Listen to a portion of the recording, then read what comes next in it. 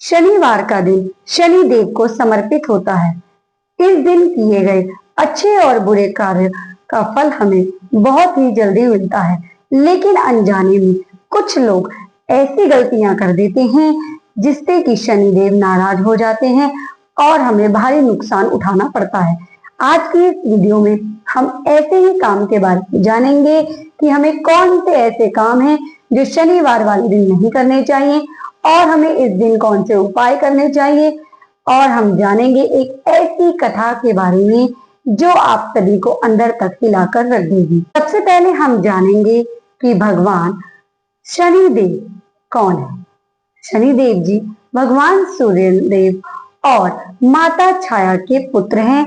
शनिदेव जी को न्याय का देवता भी कहा जाता है, क्योंकि वह सभी इंसानों को उनके कर्मों के अनुसार फल देते हैं। अब बात करते हैं उन कार्यों के बारे में जो हमें शनिवार वाले दिन भूल कर भी नहीं करने चाहिए।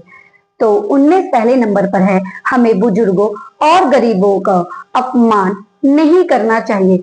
हमें जानवरों को परेशान नहीं करना चाहिए, विशेषकर काले कुत्ते और कौओं को मारना तथा भगाना नहीं चाहिए। इस दिन इन्हें भोजन कराना शुभ माना जाता है। हमें बिना श्रद्धा के दान नहीं देना चाहिए। कुछ लोग दिखावे के लिए दान दे देते हैं, जैसे कि तेल और पैसों का दान।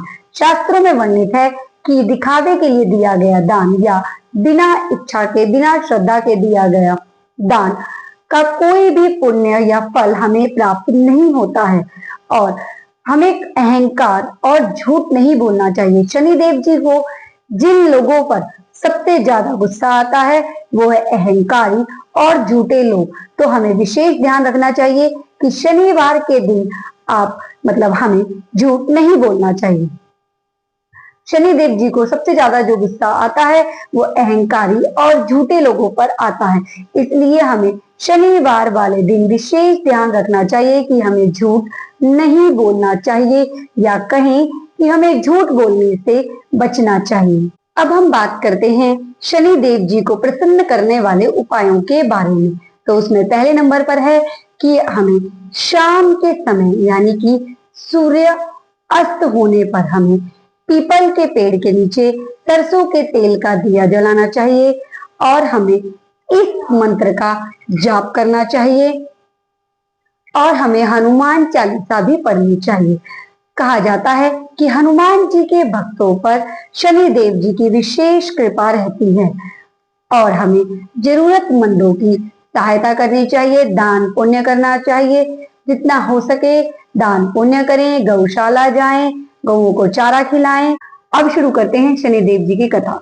जब शनिदेव जी युवा अवस्था में आए तब उनका विवाह राजा चित्ररथ जी की पुत्री देवी मंदा, जिनका नाम धामिनी भी है, उनसे हुआ। देवी मंदा अत्यंत रूपवान और गुणवती थी, परंतु विवाह के पश्चात भी भगवान की भक्ति में लीन रहते थे और सदैव ही वह प्रभु का ही नाम स्मरण करते रहते थे।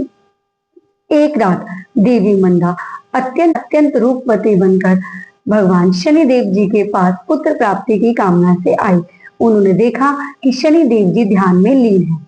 उन्होंने शनि देव जी को बुलाया, पर शनि देव जी ध्यान में ही लीन रहे।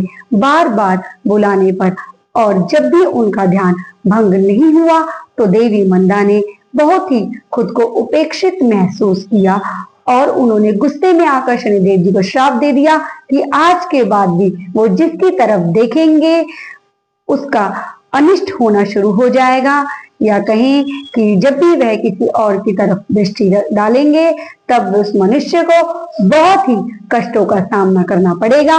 और तभी से यह प्रचलित है कि भगवान शनिदेव जी की मूर्ति के सामने खड़े होकर कभी भी शनिदेव जी की आंखों में नहीं देखा जाता है।